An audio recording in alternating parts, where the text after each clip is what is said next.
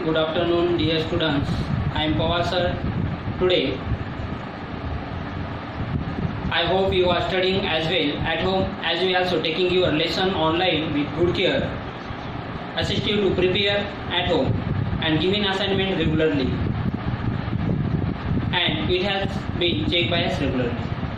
Today, I would like to request your parent to cooperate with the management and pay the fees so that we can get our stuff. Please cooperate.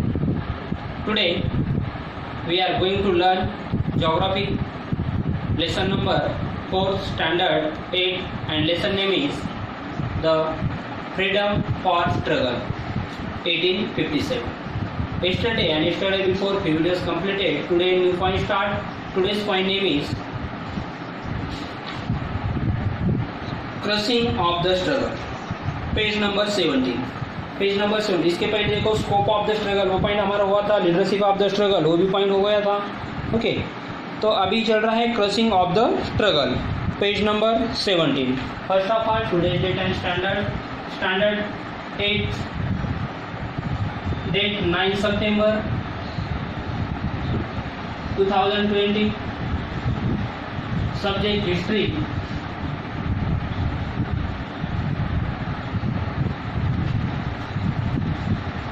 Fourth lesson name is the freedom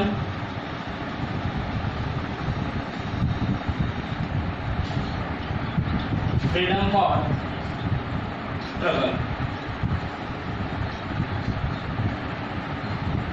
1857.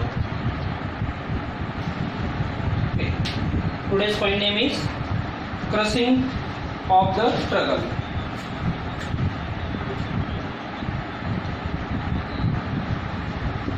Crushing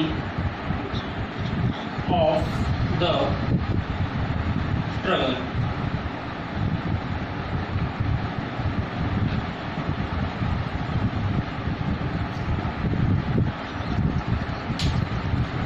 Look at the textbook and listen carefully. Crushing of the struggle. The Indians wholeheartedly fought against the British, including soldiers, जमींदार.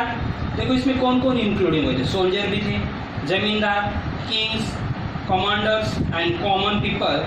The Indian sipahi start the freedom struggle before the fix time.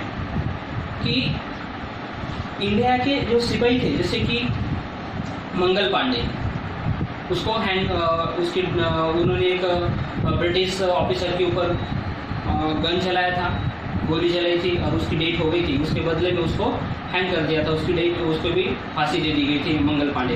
तो यहाँ पर कहा गया कि एक piece date बनाई थी. इसके लिए ये जो ये फ्रीडम स्ट्रगल होने वाला था, ये 1857 का जो भी एक फ्रीडम था, तो उसके लिए उन्होंने क्या एक डेट बनाई गई थी, फिक्स डेट थी.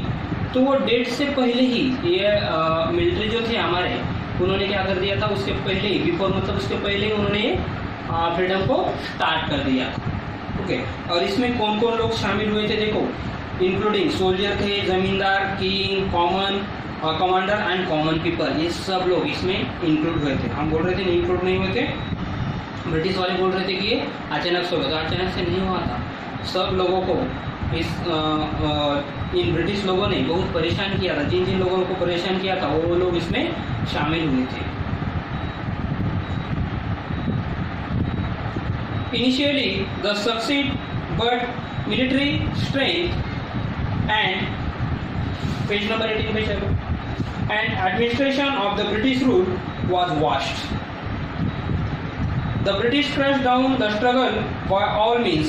The British made quick recovery and within next 6 months regained the lost territories. Rani Lakshmi, Kumar Singh, Ahmadullah laid their lives. अब ये देखो ये कहाँ कहाँ रहते थे उसके बारे में हम बताएंगे. Bahadur Shah was impression at Rangoon. तो ये रंगून में चले गए थे. कौन? बहादुर शाह. जब हार गए थे तो ये अलग अलग पार्ट से कर रहे थे. अगर पूरे इंडिया इकट्ठा होकर एक साथ वार करता तो ब्रिटिश कब के निकल जाती. इन्हें हम कब के हारा चुके होते, 100 ईयर पहले ही इनको इंडिया से निकाल देते, मगर इंडिया के लोगों की एकजुट नहीं थी। आप अपने पार्ट्स के लिए सिर्फ झगड़े कर वो कहें वहाँ पर फाइट करते थे, बैटल करते थे। जैसे कि झांसी की रानी हुई, बहादुर शाह, ये जो लोग थे ये क्या कर रहे थे, पर्टिकुलर अपने ही पार्ट के लिए वो वहाँ पर बैटल कर रहे थे। वहाँ पर वो बैटल वहाँ पे ब्रिटिश के साथ बैटल में इंक्लूड हुए थे। पूरा इंडिया एक साथ नहीं था और इसमें कोई एक मेन लीडर नहीं था। आप अपने हिसाब से कोई स्ट्रगल कर रहा था, आप अपने हिसाब से बैटल कर रहा था, इसलिए इन लोगों को ब्रिटिश से हारना पड़ा और उसका परिणाम, उसका जो भी इफेक्ट वो हमें बहुत दिनों तक भुगतना पड़ा। किसी के ध्यान में नहीं आ रहा था कि क्या करना है। उस समय कोई महात्मा गांधी जैसे स्ट्रॉन्ग लीडर नहीं थे, इसलिए ये सब प्रॉब्लम हो रहा था। सब लोग साथ में नहीं आ रहे थे। हालांकि आप अपने पार्ट के लिए बोल रहे थे, बस मैं मेरी झांसी नहीं दूंगी, बस वो झांसी के लिए ही लड़ रही थी, बस झांसी के लिए लड़ रही है, तो दूसरे इंडिया का क्या हो रहा है इससे उसे कुछ पता नहीं। वो तो उसके झांसी के लिए लड़ रहे थे कि मैं मेरी झांसी किसी को नहीं दूंगी, मगर पूरे इंडिया वाले सब बोलते हैं मैं मेरा पूरा इंडिया किसी को नहीं दूंगा। तो ये सब लोग साथ में आते तो फिर इंडिया में से तो कब के निकल जाते। अगर तुम सिर्फ एक पर्टिकुलर पार्ट के लिए वहाँ पे बैटल करोगे तो आपको कैसे फ्रीडम मिलेगा, और ब्रिटिश को आप कैसे हरा पाओगे जब तक सब एक साथ में नहीं आओगे। तो ये सब रीज़न थे बैटल हारने का। ये जो फ्रीडम जो हो रहा था 1857 का, ये हारने का ये एक रीज़न था। सब साथ में नहीं थे, सिर्फ नॉर्थ ईस्ट इंडिया में ही ज़्यादा करके पार्टिसिपेट हुए थे। साउथ इंडिया जो था वो पूरे का पूरा खाली था, उसमें से बहुत सारे स्टेट इसमें इंक्लूड नहीं हुए थे। उन्हें कुछ लेना देना नहीं था इस स्ट्रगल से और इस फ्रीडम से। तो ऐसे हो रहा था, इसलिए किंग को उन्हें अपने वारिस नहीं लेने दे रहे थे, इसलिए वो इसमें शामिल हो गए थे और कोई अपने पर्टिकुलर एरिया के लिए शामिल हो रहे थे। कॉमन पीपल के ऊपर जब कोई अत्याचार हो रहा था इसलिए वो उसमें शामिल हो रहे थे, मगर सभी इंडिया साथ में नहीं आ रहा था। तो बहादुर शाह ये उनको हरा दिया ब्रिटिश से ने, तो फिर वो रंगून निकल गए। Nana Saheb and Begum Hazrat Mahal took shelter in the Nepal, और नाना साहब और बेगम हजरत ये कहाँ निकल गए, उनके पार्ट जब हार गए, उनका एरिया में जब वो हार गए तो वो ब्रिटिश हार गए तो वो नेपाल में निकल गए। Tatya Tope fought for next 10 month, मगर उसके बाद तात्या टोपे ने ये जब निकल गए तो भी वो 10 मंथ तक वो उनके साथ लड़ते रहे। Again the British but due to the betrayal मतलब उसको किसी ने बता दिया वो कहाँ पर है। He was the caught and hang to death. अब इसके साथ विश्वासघात हो गया था, मगर उसको बता दिया था किसी ने ये कहाँ छुप रहा है, कहाँ से वार कर रहा है। ये इंडिया के लोगों ने ही ब्रिटिश को बता दिया, इसलिए भी तो तात्या टोपे को पकड़ कर लेकर आए और उसको फांसी दी और उसकी डेथ हो गई। और जैसे उसकी डेथ हो गई उसके बाद ये जो भी स्ट्रगल है ये एंड हो गया। In this way by the end of the 1858 और 1851 ईयर के अंदर ही ये पूरा का पूरा जो फ्रीडम स्ट्रगल चल रहा था ये पूरा एंड हो गया था। और पूरे का पूरा बहुत सारा स्टेट इंडिया का, बहुत सारे प्रिंसली स्टेट इंडिया के ब्रिटिश के कब्जे में चले गए थे। फिर उनका रूल अच्छे से वहाँ पर बनने लगा था। फिर उनकी कंपनियाँ विक्टोरिया रानी ने वहाँ पर इस्टेब्लिश की थी। फिर वो कंपनियाँ भी के रूल के हिसाब से इंडिया को चलना पड़ रहा था। British ruthlessly crushed down the struggle. Even though struggle began with the discontent among India soldiers, but later the peasant, artisan, common people, tribes, and together to fight against the British. फिर से ये लोग उनके साथ और fight कर रहे थे। In this the rebellions Hindu Muslim stood up with the great force. और इसमें एक अच्छी बात थी कि हिंदू मुस्लिम जो सब लोग थे, हिंदू मुस्लिम के जो भी लोग थे, ये एक साथ आए थे और ब्रिटिश के साथ में उन्होंने ये फाइट की थी। Their common aim was overthrowing the British from India. There was an inspiration of gaining independence, and behind this struggle and therefore this freedom struggle gained a national forms. तो उनसे कुछ लोगों से इंडिया को क्या मिल रही थी, इंस्पायरेशन मिल रही थी इंडिपेंडेंस की। इंडिपेंडेंस चाहिए हमें, ये उन्हें एक इंस्पायरेशन मिल रही है, इसलिए इसमें बहुत सारे लोग शामिल हुए थे, मगर जितने थे उतने नहीं हुए थे। Okay, causes of the failure of the struggle, अभी क्यों हारे, इसके क्या रीजन है, ये हम देखने वाले। The struggle of 1857 became unsuccessful due to the following reason, अब इसके रीजन देखते हैं one one.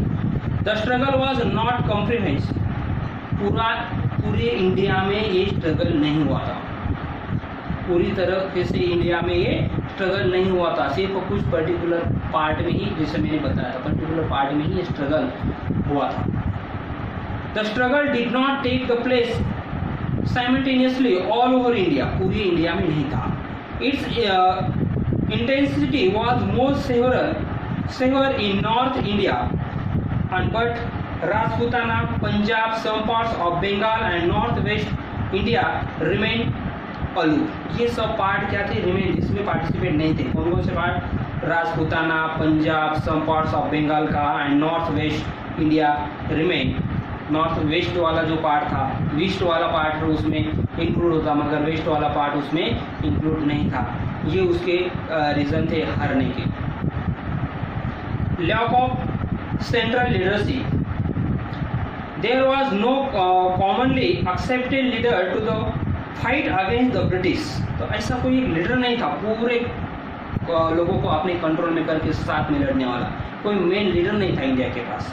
Due to this there was no uniformity in this the struggle against the British, इसलिए ब्रिटिश के सामने लोग ज़्यादा देर तक नहीं टिके। ये सब इनके क्या थे, रीज़न थे। और ऐसे करते करते उन्होंने वो पार्ट हार गया, फिर दूसरा पार्ट इंक्लूड नहीं हुआ, ऐसा करते करते इंडिया के ऊपर पूरे को पूरा कब्जा कर लिया और 150 साल तक इंडिया के ऊपर ये राज करते रहे। इंडिया में उनका ही रूल चलाते रहे, इंडिया के गुड्स खरीदते रहे, इंडिया के लोगों पर जुल्म करते रहे, फार्मर को जो बोलेंगे वही क्रॉप लेना पड़ता था। ओके, यहाँ के मिलिट्री को जो भी ऊपर की जॉब की पोजीशन थी वो इंडिया के लोगों को ज़्यादा नहीं देते थे, सिर्फ उनके अंडर में इंडिया को रखते थे, सिर्फ उन्हें लालच देते हम लेकर रहेंगे कुछ को। और उनके कल्चर, उनके रिलीजियस इसमें क्या कर रहे थे, वो इंटरफेयर कर रहे थे, खुद की मिलिट्री बना रहे थे। खुद की मिलिट्री बनाने के बाद वो उन्हें पैसों में बेच रहे थे, इंडिया से पैसा वो वसूल कर रहे थे, इंडिया से पैसा बहुत सारा ले जा रहे थे। ऐसा करते, जैसे कहा जाता है कि इंडिया सोने की चिड़िया था, ऐसा बताया जाता है, मगर इंडिया में इतना सारा सोना था, इतना सारा पैसा था, ये सब लूट कर ले जाने का काम किसने किया था, ब्रिटिश लोगों ने किया था। तो ऐसे इंडिया के पास का बहुत सारा खजाना लूट कर ले जाने का काम ये ब्रिटिश लोगों ने किया। इसका रीज़न था इंडिया के लोगों में एकजुट नहीं थी, इम्यूनिटी नहीं थी, एक साथ में काम नहीं करते थे, और पता भी नहीं था उन्हें कि हमारा इंडिया इतना है करके, ये भी मालूम नहीं था पूरे को पूरा। यहाँ पे एक मैप दिया वाला, देखो उसमें टेरिटरी अंडर ब्रिटिश कंट्रोल, तो इतना सारा एरिया देखो ब्रिटिश कंट्रोल में था। ये मैप में देखो इतना सारा उनके एक कंट्रोल में था। ये पिंक वाला important central of uprising, central देखो, ये देखो सब सेंट्रल पार्ट थे। उसके बाद present external boundaries of India, India की प्रेजेंट की बाउंड्री ये बता रही है, मगर इसके पहले की जो बाउंड्री थी देखो पूरी, ये पाकिस्तान, पेशवार, ये पूरा लाहौर, ये पूरे के पूरे स्टेट, ये देखो बांग्लादेश, ये सब इसमें ही इंक्लूड थे। बाद में बांग्लादेश से बाहर हुआ, पाकिस्तान अलग हुआ, ओके, फिर अलग अलग स्टेट अपनी डिमांड करने लगा अलग होने की। इतना बड़ा इंडिया था। Do you understand? Now stop lecture, we will meet next video. Thank you.